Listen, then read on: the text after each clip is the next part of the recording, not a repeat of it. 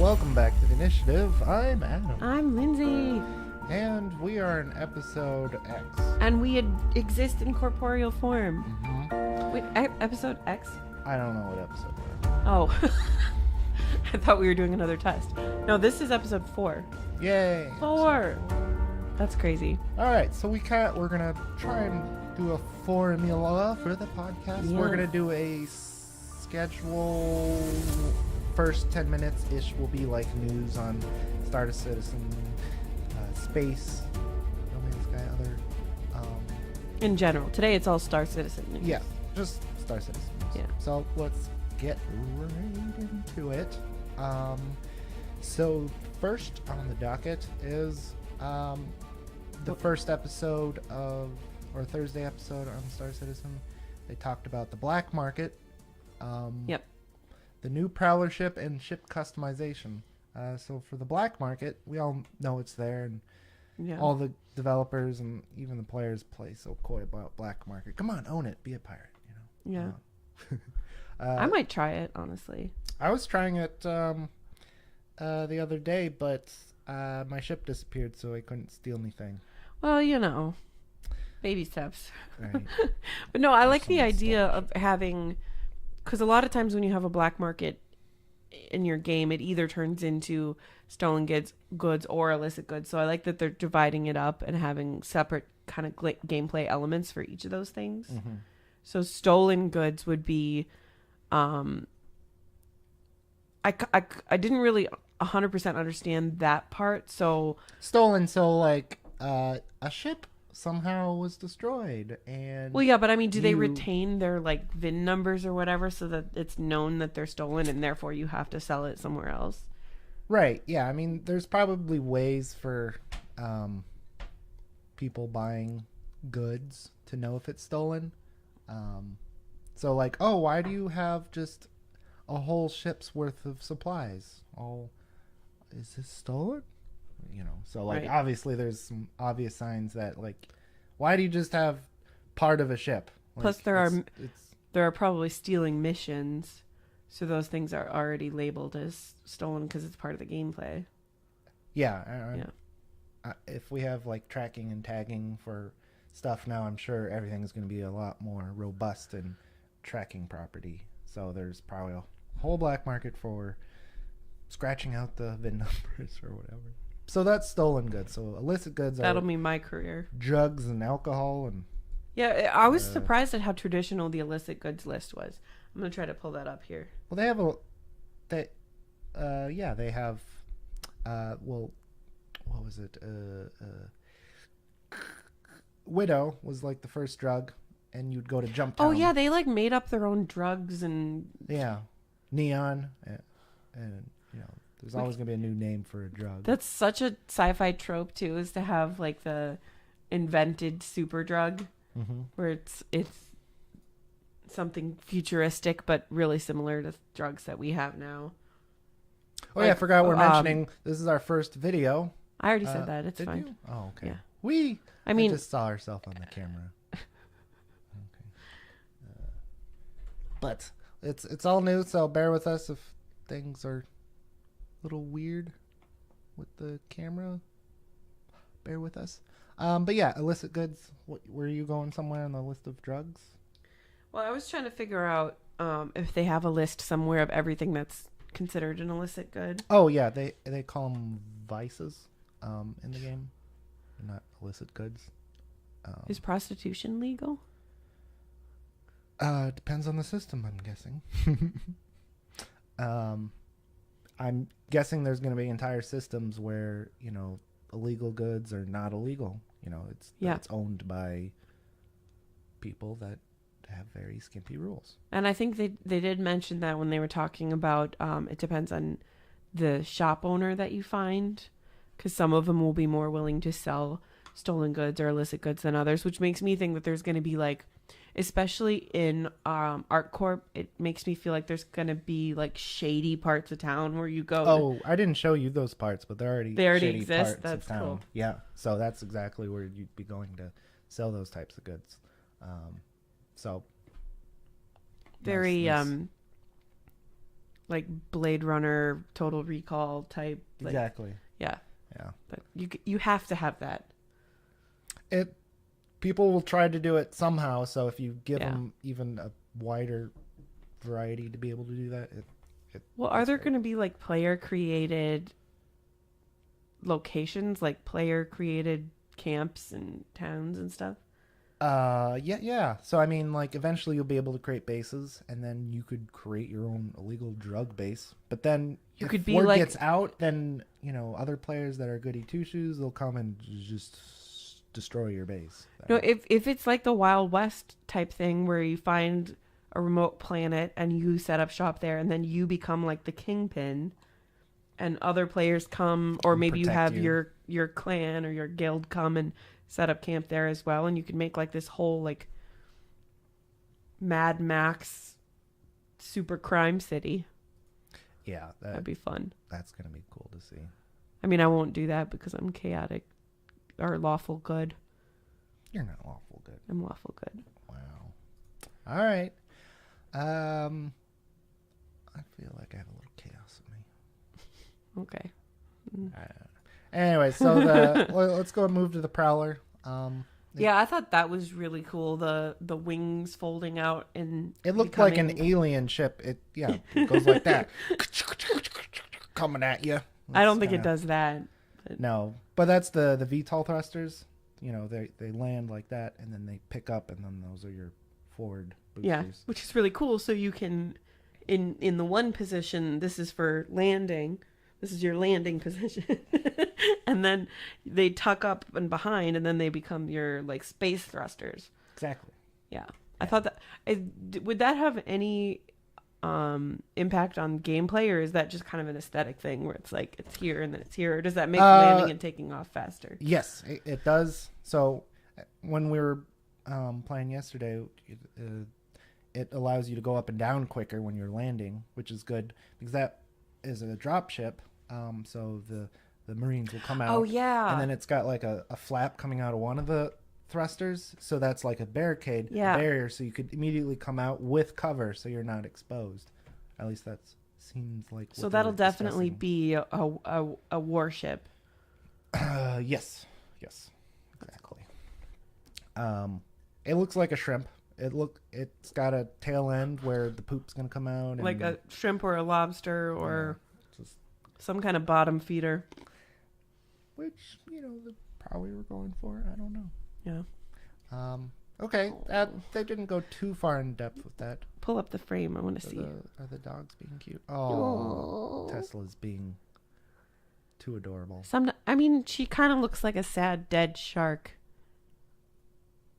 but still cute. Yeah.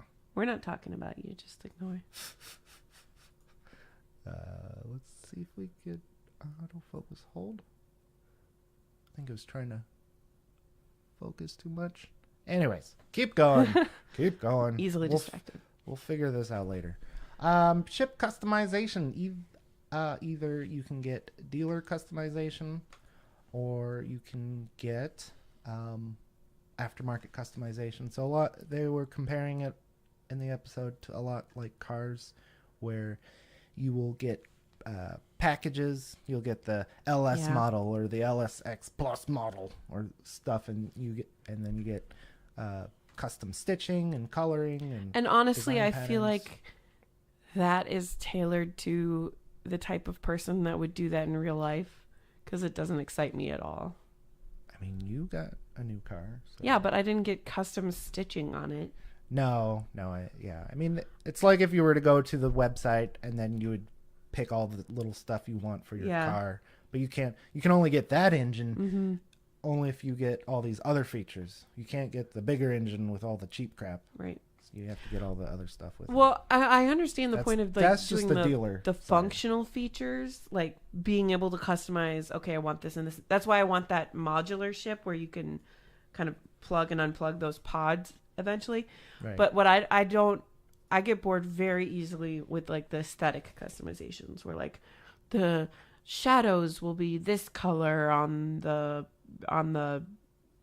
faceted thing, and then all of the accents will be this, like that. what game was it that was doing a lot of that? Anthem, where it was like you can customize the texture of this part of your collar separate from the texture of this part of your shoulder, and it's just It's the coolest part of the game. That's it. Yeah. But the problem was you couldn't get very far in that game. You have to unlock all those features, and it's like, well, I start out where I can't customize anything. Yeah. This game isn't good. Well, I mean, I understand having that, as long as you have like a good game to go along with it. Or So I think that type of customization will be part of the aftermarket customization. Yeah. So it's less tailored. You can get flames, as they said, flames on the sides, skulls, and douche really, decals, yes. There's probably going to be equivalent of van painting. I want a big painting of like a wizard with a moon behind him. or truck nuts. No. They're gonna do it, I'm sure. They already have. It would be more like truck tentacles. Oh God. Oh. I don't think we marked this as a mature video. There's time. That That was kind of it for that video. Yeah, and insurance claims will eventually, if you go back to the dealer and you customize more of it, I think that will be included in the insurance claim. Which, I mean, it would be really annoying if it wasn't. Because think of how many times you have to do insurance claims. If you had to re-customize your ship every time, that would be such a pain in the ass. Yeah. Or maybe you won't need as many insurance claims in the future when ships stop disappearing and exploding. Yes. Yeah. Well, how far are we into? Let's just talk about a couple of things that were in Star so that was Citizen just the first Live, episode. There's the Friday episode, Star Citizen Live. which is like an hour and 15 minutes long. So they cover a lot. Yeah, so we'll just spend like 5 minutes on this. Let's just talk about the coolest stuff. So my coolest thing was the cargo thing. Yeah. Where the question was how they take into account how cargo components, how they'll enter and exit the ships physically. Some have ramps that are really angled, and some are, very slopey and allowing to. Yeah. So my one cool thing I really loved about Star Citizen was to be able to physically move your cargo in. There's cargo dockings. Each cargo bay has like abilities for cargo to pop up somewhere, and then you move it into your ship and load it. So I felt like this was a point they're hiding some details, because later in the episode he's like, yeah, I'm afraid. The ship pipeline guy was like, yeah, I'm afraid I'm going to reveal too much information. You think that's what he was talking about? There's so much involved with that question, a loaded question, that like there's more that they're not saying, because they gave a really simple response to that. So all they just said was, yeah, they have ramp angle limits that they have, and that's all they talked about. But I feel like there's a lot more coming up where physicalized cargo, they're going to have to do that for like pirating. Like, how are you going to steal their cargo? It's just going to, it's in the ship, and then you hit a steal button, and then it's now in your cargo space. Like, there has to be a physical movement of cargo, dumping your cargo. So they have to develop that soon. I feel like they're going to do something fun with that. Well, they were also talking about breachable areas. So they said that they're pretty far behind in being able to implement that now, but there's going to be certain doors on the ship that you can breach and get through.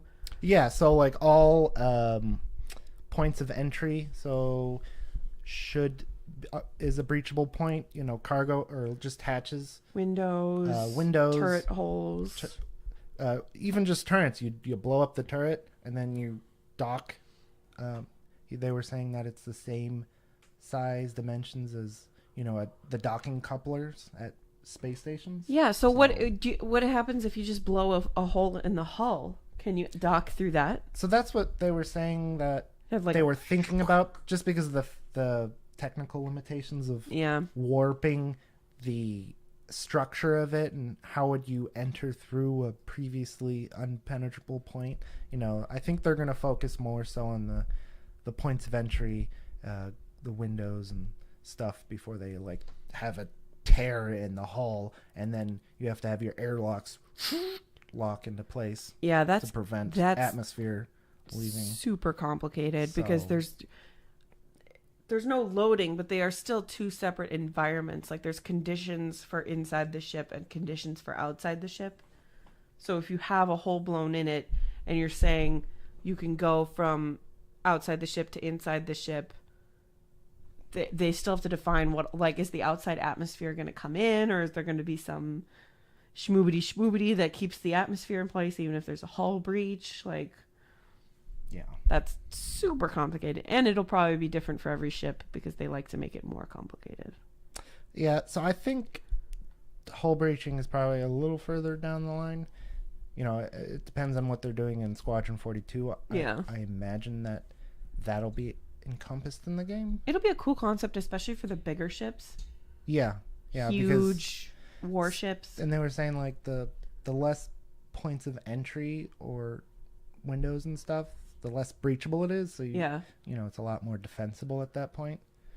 So that'd be cool. What else did we want to just kind of discuss with Star Citizen Live? Well, a lot of this, what because were- it was what it was kinda it was stuck a out to deep you? dive into ship design, so a lot of it's not really new information. Yeah, it's more of the side, the story of the person working in there, and like they talked about the pipeline a lot, how Yeah. they've made it more efficient.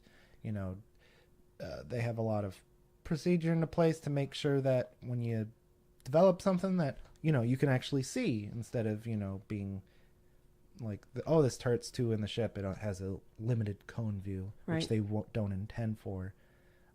Once you start developing a ship, you know, going back and changing a structural thing is very expensive. Manpower and money, backers' money, really. Yeah.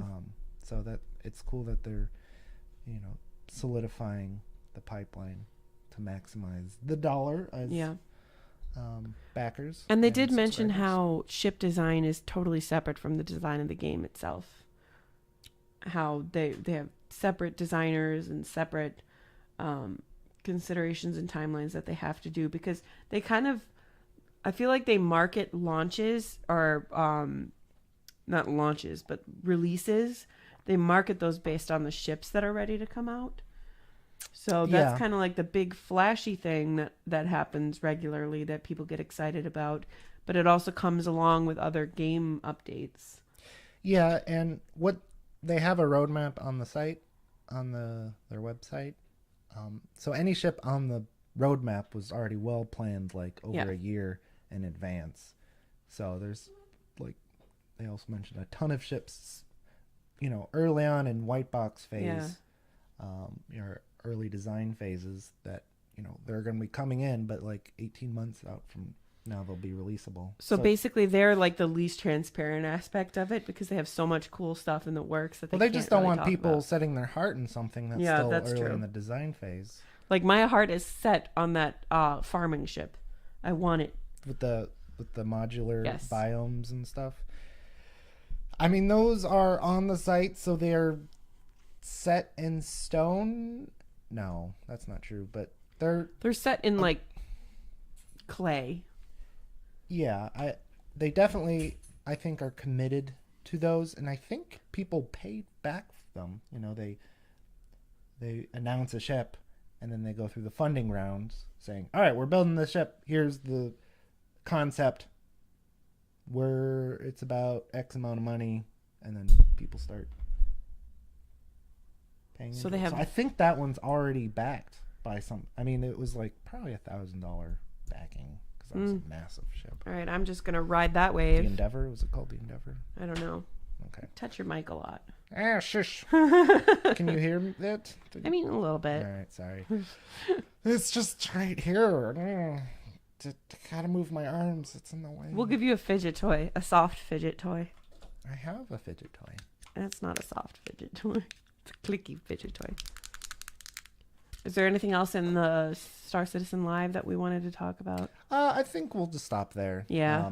We'll maybe get better at doing news with this.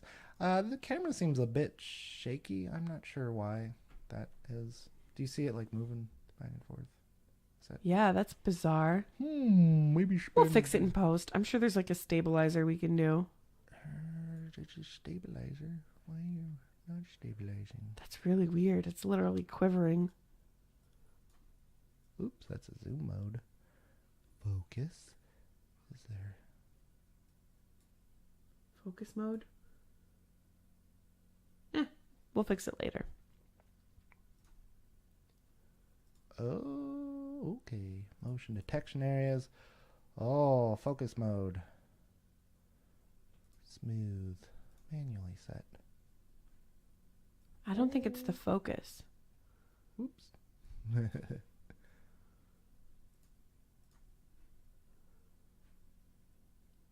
Okay. We're experiencing technical difficulties. I think it's when you touch the mouse, you're moving the desk, and that's shaking it. Yeah, since it's sitting on the monitor, I gotta like mount it to the wall or something. Because if we move the desk, everything shakes. All right, so We'll just stop clicking things. I gotta stop touching the mic because that's connected to the desk. Everything's connected. Basically, to each other. don't move. You're a nightmare. And then your cords are touched to the desk somehow, and dogs are moving on the floor, which touches the desk. Oh, moving on. So we said we were gonna talk about cruising.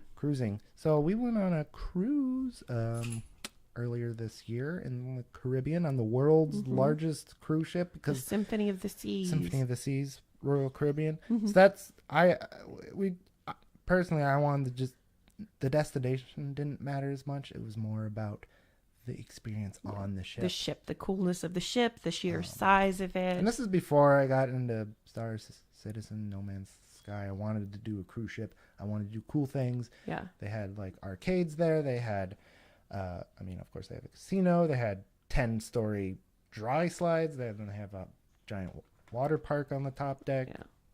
4 different pools. So many, like 2 different musicals, a water show. It was great. Yeah. But we were also thinking at the same time, while we were at like an English pub, we were like, all right, let's discuss our podcast. And we're on a cruise boat, Star Citizen, and space travels, in There's a lot TV of shows and parallels, movies. yeah. There's a lot of parallel between the shipping, especially on in the seas early industry. sci-fi, because the only thing that they had to compare it to was traveling by ship. Yes. Yeah, so that's why like the Enterprise is the USS Enterprise, which is like naming conventions of seafaring vessels. Yeah. And it's still that way a lot, because a lot of what we do on either airplanes or spaceships, because it all used to be kind of run and peopled by military, there were a lot of similarities in naming conventions, hierarchy of different roles that people have, the security procedures that need to be in place, the drills that you do. It's all very military-esque. Yeah. And, the captain was cool. Yeah, we went to one of the things that really inspired us was towards the end of the cruise. We went to like a question and answer period thing with the captain, which was really interesting because people were asking him all these super technical questions. I asked him about where the poop goes. Yeah. Yeah, he had a really good answer for that. Yeah, it was very eco-friendly. Yeah. So I thought that was neat. Well, and that's the thing too, is that a lot of people that were there they follow cruise culture. They're up on the technology. Some of them were even captains themselves on other kinds of vessels. So everyone was asking all these technical questions, and it's very clear that the ship that we were on, because it was built in 2017. It was christened last year. Yeah. So it was. So it's got all of the latest technological advancements in terms of efficient engineering for the ship operations itself, but also just the way that the guests are entertained and the way that the interior architecture of the ship is kind of personalized for that experience. Yeah. And so And the captain came from Alaska fishing. Yeah. I don't know if that was like, oh, he was in one of those boats that they had on like the Discovery Channel Mhm. now, extreme fishing. Yeah. Um, But that's what got us, because Star Citizen is very similar, where you've got this is the functional, industrial like shipping vessel versus this is the luxury cruise liner, and we started making comparisons between Star Citizen travel and cruise ship travel because that's what we were experiencing at the time. So there was a lot that reminded us of that. yeah. The and I was thinking, how could you gamify this in a game? Yeah. Like, I mean, this would be comparable to the capital ships that are currently built in Star Citizen, where, for Symphony of the Seas, it had like a crew of 2,500 people, Yeah. and then a passenger size of 6,000 people. Mhm. So this is way beyond capacity of the game, because I think the largest capital ship in the game right now has a capacity of 800 people, which is going to show up in it's called the Bengal. And that's still really huge. I don't know if by gaming standards. Like 800 people will be in the game, so that's huge in Yeah. gaming standards. So plus, but if you take something to space, everything gets kind of multiplied. Where it's like, okay, it's really difficult to fit 800 people on a vessel in a ship. We've had hundreds of years to figure that out, but putting that same amount of people on a spaceship is so much more complicated because everything is more dangerous and more particular in terms of how you have to have safety in mind, and it's got to be able to fly and keep people comfortable, and the whole padded walls thing. yeah,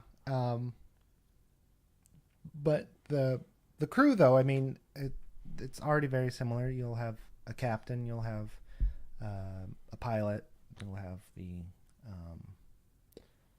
people controlling engineering to handle all the facilities. You'd probably have multiple engineers, mechanics. A big ship like that would need a lot of Yeah. crews to keep it all together. A lot of breaking parts over time. Yep. And they're going to introduce that into the game. Component wear. I would like to see the cruising industry happen as a gameplay mechanic. I think it would be a perfect storyline, and there would be a lot of opportunity for story and unique gameplay in terms of making it your own. One of the parallels that I saw a lot when we were watching one of those morphologist videos when he was touring one of the more luxury ships, he was talking about how in order to have a luxury feel, you have to have a clear separation between the crew spaces and the guest spaces. So a lot of what I was reading about cruise ships was very similar. So there's a lot that they do in the design to keep it separated so that you can have all these crew functionalities at the same time and in the same place, but it's kind of hidden so you don't notice it. Like when we were walking down the hallway one time when the second last day, they were doing all these safety drills. So everyone on the cruise ship was running around doing these safety drills, and they were doing random things over the loudspeaker. Like they would call out codes, and then we would look them up and be like, okay, that one means there's a passenger on fire or something.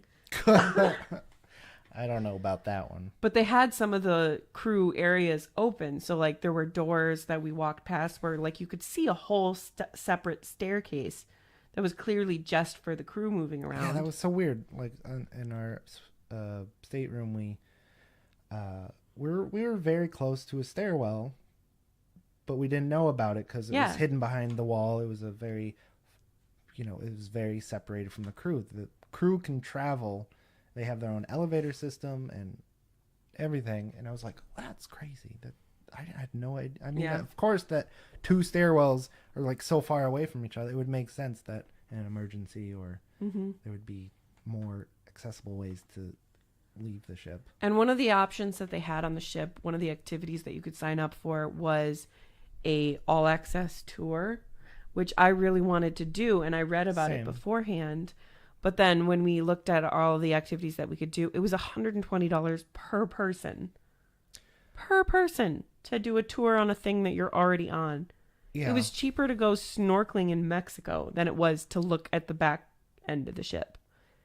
Like that's I was so disappointed, but maybe one day, or we'll do like we'll find some documentary well, that when shows it. we're rich, Yeah, when we're rich enough AF. to drop $300 on, yeah, that's ridiculous. I'm thinking we'll just get our own ship and then we can do Oh, tours and charge. That's another level of rich. No. Okay. Eh.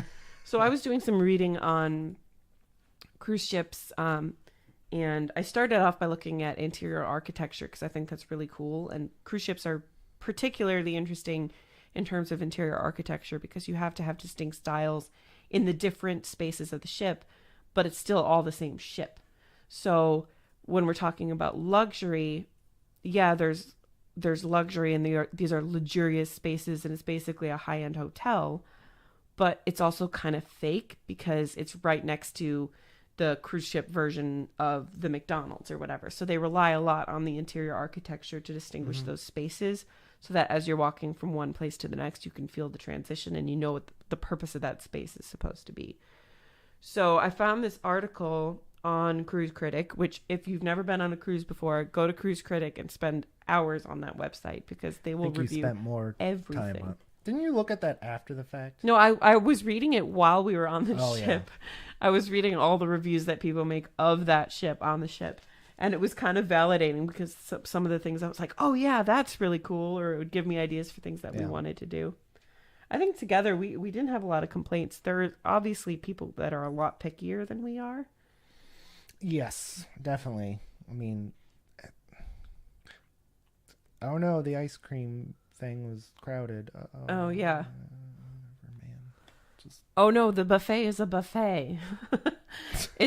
It's so dirty. I mean, it wasn't dirty. Like, I can't believe I have to wait for oh, the yeah. elevator or We- something. I don't When know. we There was first some got there, angry we parked in a old parking lady. garage that's like, because yeah. Miami is such a huge cruise port, there's a specific parking garage that's just for people parking on cruises. It doesn't even matter what line you're taking. It was cheaper. You know, we got a cheaper spot, and they It was had free cheaper than shuttle, parking so at an airport, basically. cheaper than an airport, cheaper than parking at the docking Yeah, place too. Because that Probably would have like been a long shot.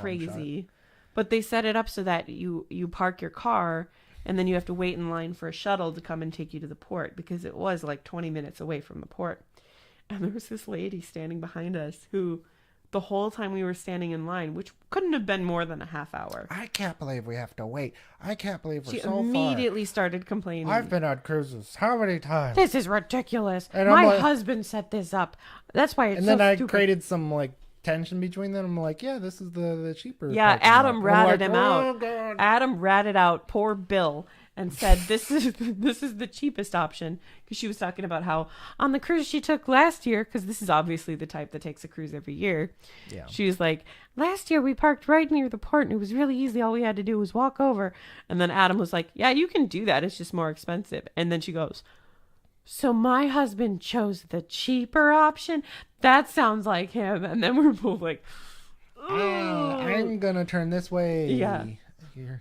I don't want to be in your So bad we- side, but I don't want to talk to you anymore. we were having fun in the line and we were like all excited about going on a cruise ship because to us it's still exciting.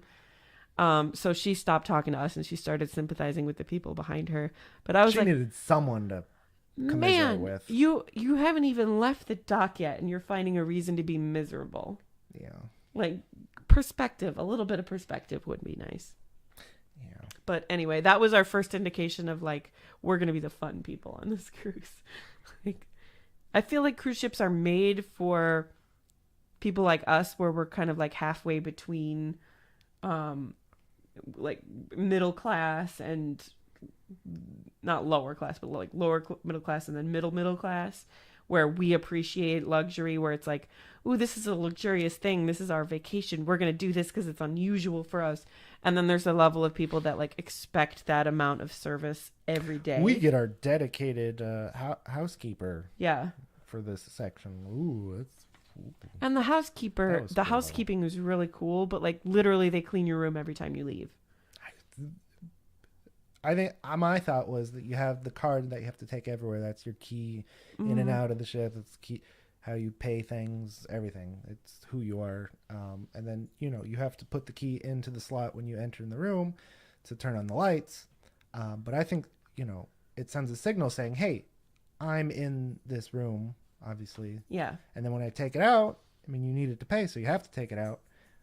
The housekeepers are like, hey, so you think blah, they were blah, getting blah, blah. notified when Yeah. That makes a lot of sense. Yeah. Because otherwise, how did he do it? We would literally have Because times where they never we left knocked. the room It for was like very 20 subtle. minutes. Like he was very under the radar. You never knew. Like he never knocked saying, "Hey, are you here? Are you here?" He knew. Yeah. There's no That way makes he did not way know. more sense. I thought he was just walking past and seeing the sign on our door.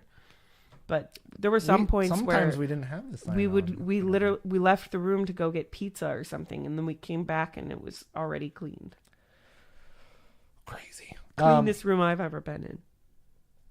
Anyway, so there's this article on Cruise Critic called How Cruise Ships Work, and it's big and long and interesting because it's written by somebody who used to be a captain. Big boat and it goes forward. The And boat backward. goes on the water.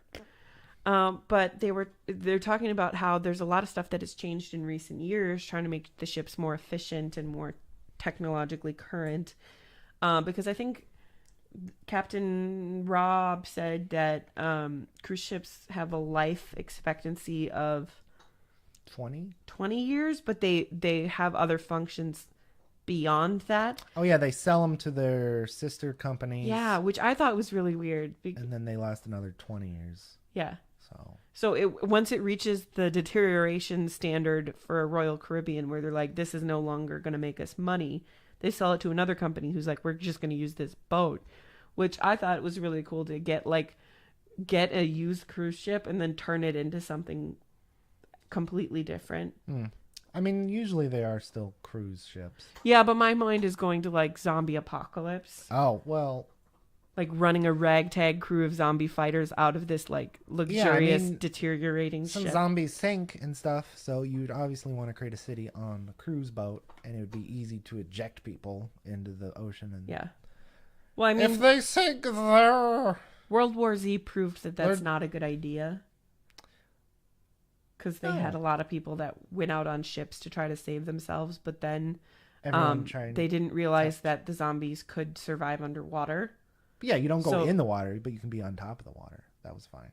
No, because they would the zombies would attach to the bottom of the ship and then crawl up. Not if they're on your ship would be always in the middle of the sea, so it would be at least 100 feet down to the bottom, because they don't float. They're just walking on the bottom. I think some of them float. Oh. Yeah, because when your body decays, it like creates these gases. Oh, okay. That's why bodies get really... Okay, moving on.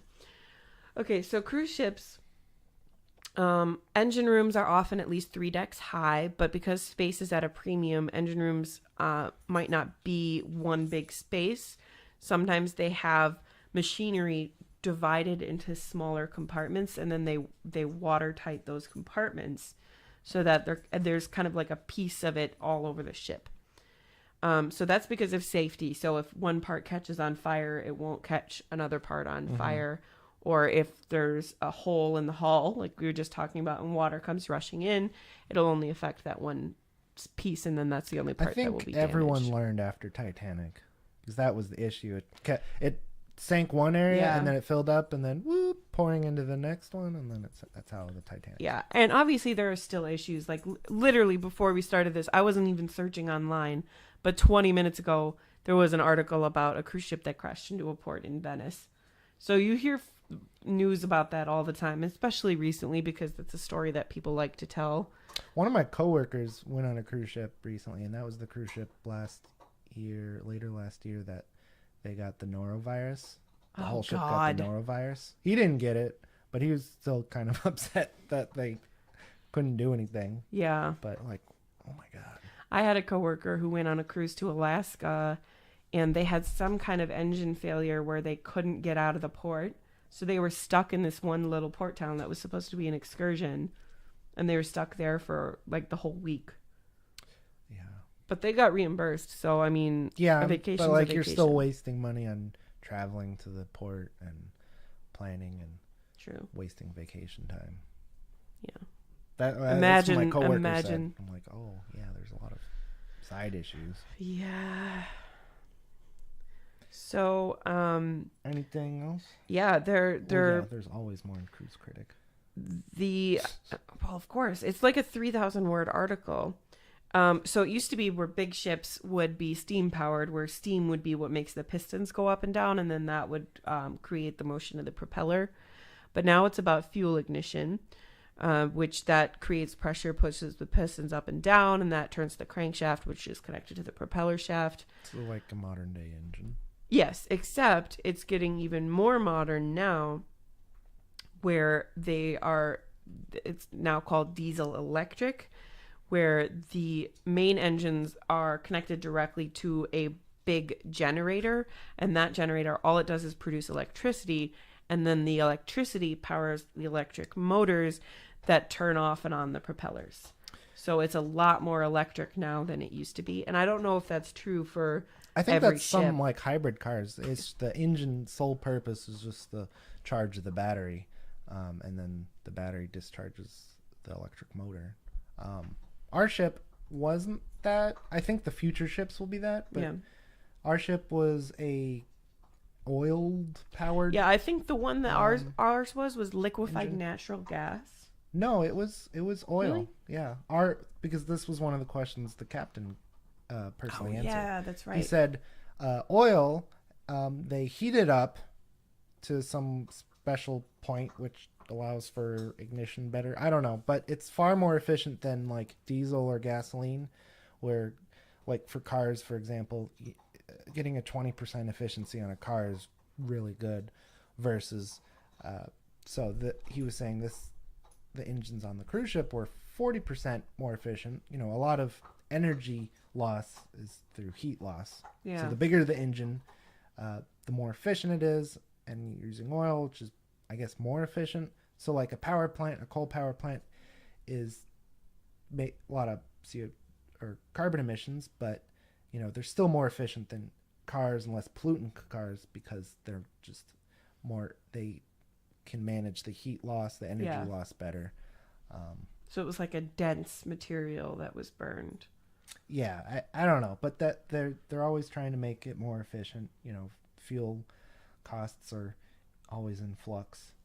So having something like this where you can get a ship that's more energy efficient, you start, you know, if these ships are lasting 20 plus years, you know, having cost savings long term is definitely what they're thinking about. Plus less components, so less points of failure. Yeah, electric cars have a lot less moving parts. Mm-hmm. Same thing with electric ships.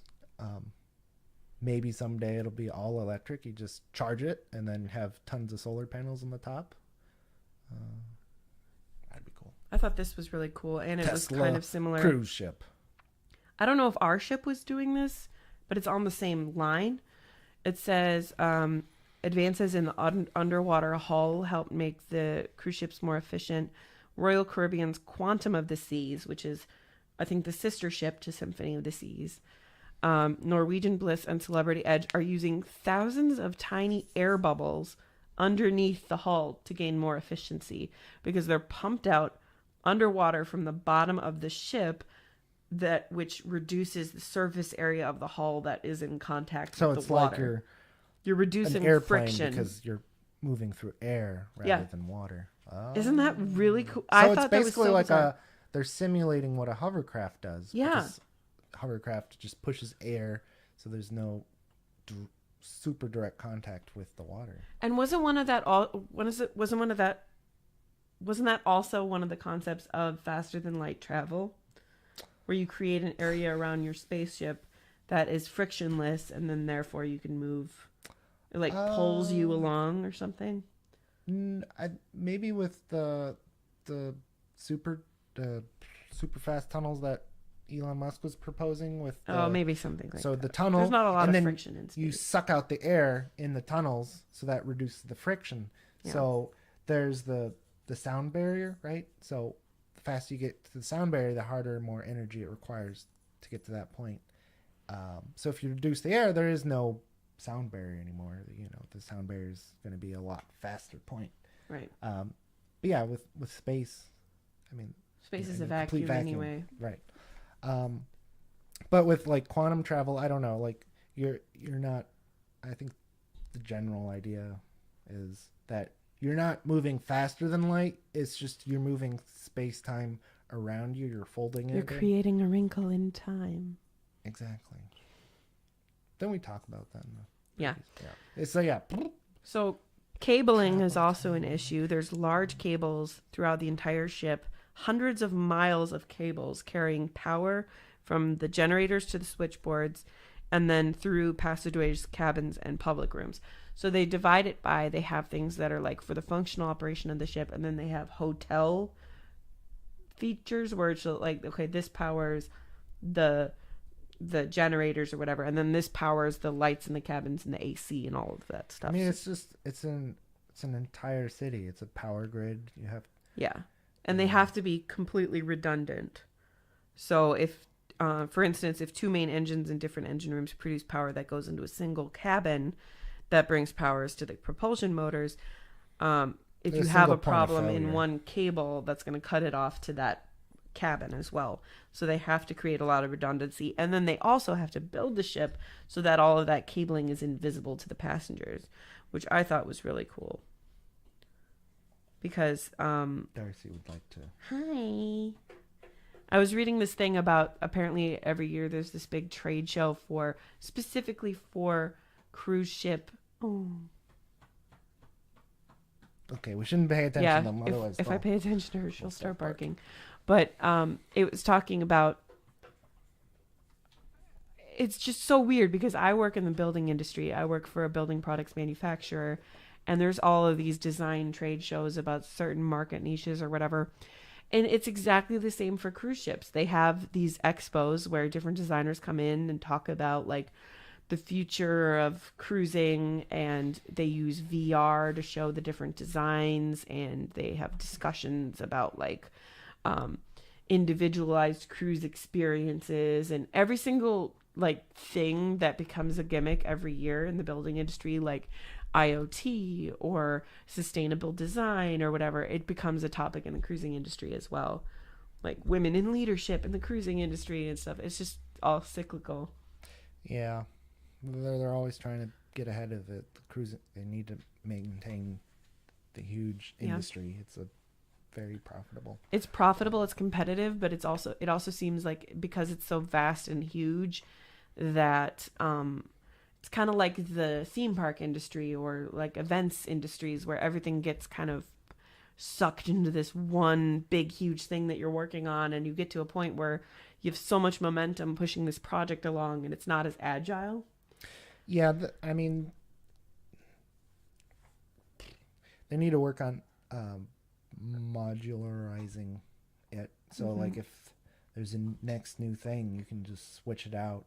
Perhaps like, oh, well, the new design is open layout design. Maybe build your rooms to easily modify them rather than, oh, well, we'll have to design an entirely new ship, or I don't know. They were in Star Citizen Live, they're talking about modularity in ship design. Really? Like in the development process and with, stuff that people, hey, I don't need to touch it.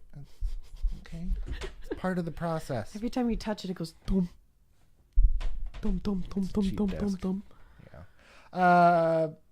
Modularity in design of the ship. So from a programmer's perspective, or modularity in placing objects in a ship around.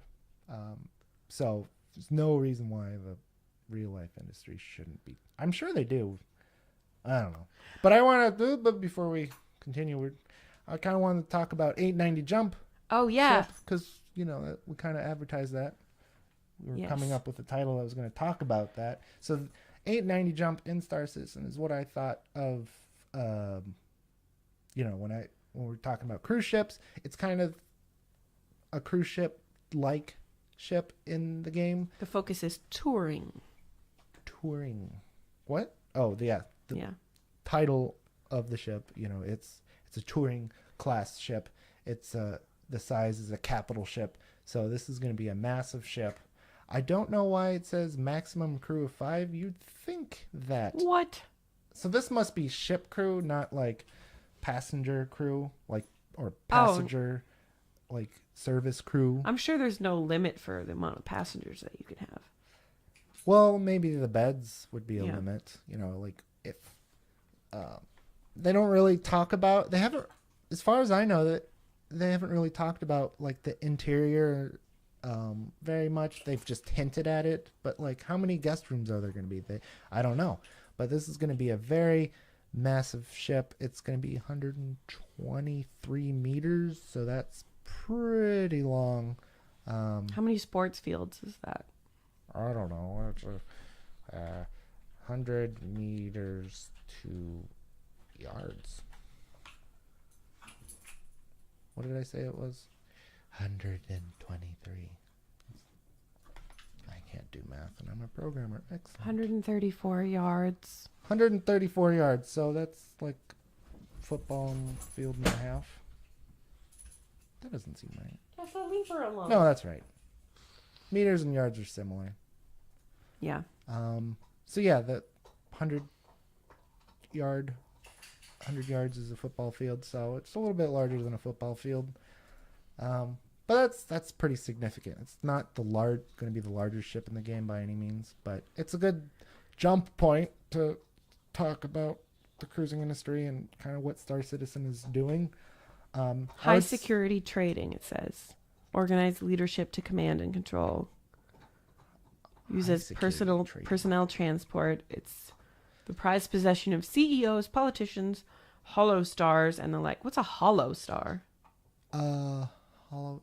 Oh, so Like the hologram star? no, the what is that called? There's an in-game thing, the hollow wrist thing on your wrists. They're stars, actual stars, like celebrities? Yeah, so celebrities, but they call them hollow stars. Wait, can you be a celebrity in the game?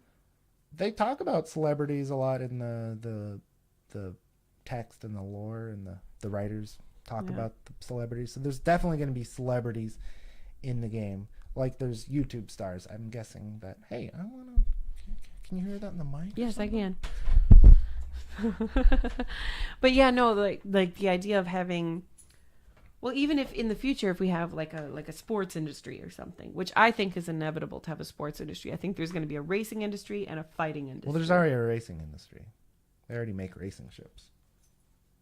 Okay, so because there's a racing industry, you're going to have celebrities within that of people who are real people and end up being famous.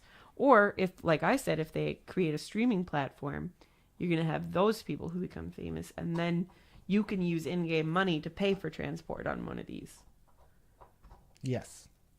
Yeah, I mean, these are, for the 890 Jump, this is a luxury yacht. Yeah. Like the mega yachts that you see that like the super rich have. So this is what that's going to be like. And yeah, stars are going to be on there, and then people want to be on board, but you make it an exclusive thing. Yes, and you can have like live stream parties with all the people who paid to be on board, and right, and you have to pay money for like you were saying, pay money for the streams of that. But yeah, there's going to be that reporting ship, the Reliant X, whatever it's called. But follow it around like a you would like helicopters fly around celebrity ships. You know, it's going to be the same thing, trying to get the inside of it. You could have it hovered or docked near a big city and then take people out on excursions. Yeah, so it's at least this would be similar to that experience. You know, what would my thoughts of the ship? You're going to have the crew of the ship to maintain engineering, the captain of the ship, the second in command, etc. Maybe that's where the 5 crew members coming in. But you're going to also have to have waiters. You're going to have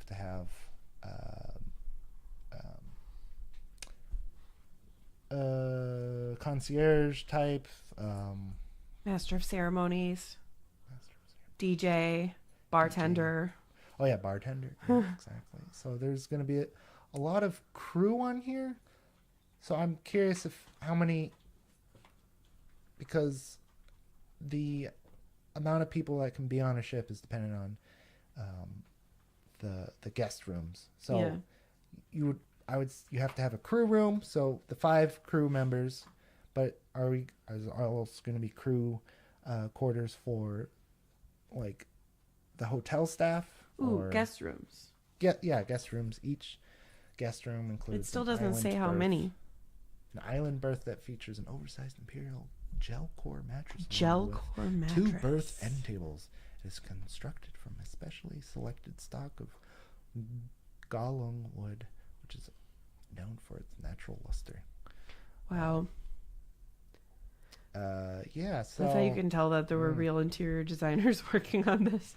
It's so pretentious. right. So they're slowly starting. Oh, there's a pool in There's the a ship. pool. Yeah. So they kind of advertised this ship like last week. Well, they hinted out some of the features in it. So Pledge cost ranges from $600 to $890 US. it went on sale in 2016. Initially sold for $600 in 2014. So there's some people that pledged on these ships quite some time ago. And they still haven't seen it. But 3.6, so sometime in That's coming up. June. It is June. We're in the second quarter. Yeah, so Well, yeah, because you said this was coming out next launch, for right? 3.6, but they haven't released 3.51 yet. So it'll be really cool to get this. It's gonna hit the cruise bone in my body, the luxury bone in my Maybe body. it's like a day trip thing though, where they don't need the space for the beds because you're only taking people out temporarily. Yeah, Maybe that's what touring means. yeah. I mean, they're at some point. I mean, so they have guest rooms with beds. So this is going to be a nightly thing, but maybe the crew comes on at each port of entry. Yeah. So like, oh, you go from planet to planet, and then you hire the crew on for the day to manage the stuff, Yeah. and then they leave, and then it's just the minimal crew members and your passengers. Plus, they could be dividing it by like operational crew. Like you need 3 people to drive the ship, Yeah, this is and then the waiters are considered guests. yeah, that's what I was trying to say before. Was Okay. the crew is only the thing to make the ship functional, flyable and whatnot. But yeah, I want to see all the features. It has But they're gonna escape announce pods. it soon. Well, yeah, there's some ships already with escape pods. What did they say about this? Each pod comes outfitted with a beacon and enough supplies to live comfortably for several days. What? I feel like that's going to be part of the this story. must be a bigger pod than just like a single tube pod. There's going to be a mission where you take somebody on board and then they have to escape because there's an assassin or something. Like, you can't say there's going to be famous people and important government diplomatic people on this ship and then not have that be a James Bond-esque storyline where somebody... I mean, escape pods are a lot like safe rooms. They just make you feel comfortable. I don't know how functional they'll be. Yeah, jettison, and then the pirates will just pick you up. Yeah. I don't know. Are you in distress or being attacked? Here's this more vulnerable, slower piece of craft that you can get into and then tell people where you are. Right. Like, if you're being attacked or there's a critical issue on board your ship, it's likely you won't survive anyway. It's just really there to appease the rich people. And make them feel comforting them. Really, yeah. So, all right. Someone asked that question, too, when we were talking to the captain of the cruise ship. They said, how many lifeboats are there? Will this be a Titanic situation, basically? Yeah. And I think that he kind of rolled his eyes and was like, yes, there's enough lifeboats. Yes. Yes, this is 2019. They have more than enough lifeboats in case one doesn't deploy. Exactly. They have a lot of redundancies for safety on there. And I was saying when we were there, not to bring this back to the cruise ship, but I have a theory that they specifically did the safety drills towards the end of the cruise so that everyone would leave the cruise with the impression of like, this is so safe, and then put that in the reviews.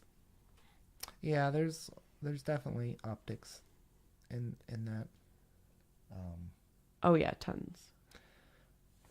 So, is there something else you want to talk about with 890 Jump? I mean, I think it's a really cool idea, but I think if it does come out soon, I don't think there's enough to do in the game right now with it. Well, that's true for a lot of the. I mean, I purchased the Reliant Sen, which is a science That's true, ship. and the So- military ships and all of that you can't Military ships you can do. I mean, everything on a military ship you can attack people with. So military yeah, ships but there's are, no like ongoing battles right now, and they're all user created Yeah. battles. So like Jumptown was like where the only drug lab was, and that's with Widow. That's how you can make the most money in the game. so did that create like a big? Yeah. So there was these huge battles. You'd get people. Did they on know these that was going to happen? The designers, I don't know.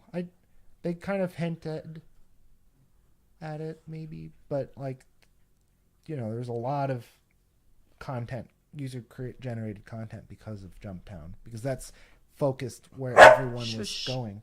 Hi, Borkosaurus. So, what was I saying? I don't know. Jumptown? Jumptown. Drugs. Oh yeah, so I mean they're gonna release new gameplay elements with ships in the future. They're just focusing on, again, Squadron 42 is going to be the primary role, and it seems that's going to be more of a combat heavy single player game, so they're focusing on those gameplay elements. I wouldn't be first. surprised if 890 Jump is in Squadron 42. Maybe. It makes sense. I mean, anything that's designed for here or there could end up in both. There's some ships that they're not releasing for the persistent universe to surprise us. They're always like saying, we're trying to hold stuff back, so you get surprised. So I wouldn't be surprised, but it seems like more of a military type game, so Right. I don't know how a luxury cruise liner would Well, fit every in. military has politicians. That's true. So, we have to go save this politician. We don't like him. Blah blah blah. Save Yeah. him. We don't. And then That's happened on Star Trek a couple of times. yeah. So they might have some of those gameplay elements in there. But I think we're done talking about. Yeah, Cruise I mean, line. there's loads more to talk about in terms of the different ships and the I have functionality that comes with those ships, and we can talk about that more Yeah. later. Yeah. So not sure what we're going to talk about next week, but We also started streaming we started on Twitch. streaming on Twitch, playing Star Citizen. That's kind of what we're playing. Twitch.tv/The Initiative. Exactly. Yep. Exactly that. We're going to pick a regular schedule to stream so that we're kind of online at the same times. We haven't decided that yet. Probably some weekend time.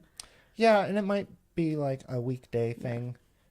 And a lot of it is going to be teaching me how to play the game because I have just barely gotten started.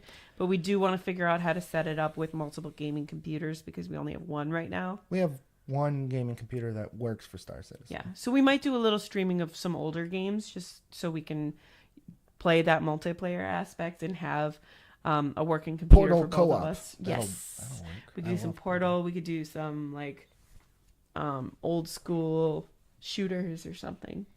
I think that'd be fun. Yeah, definitely.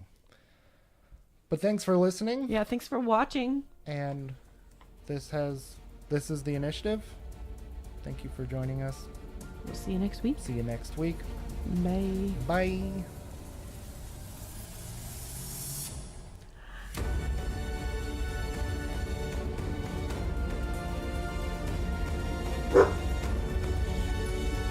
We're still here. Obviously. Bye. This is so awkward.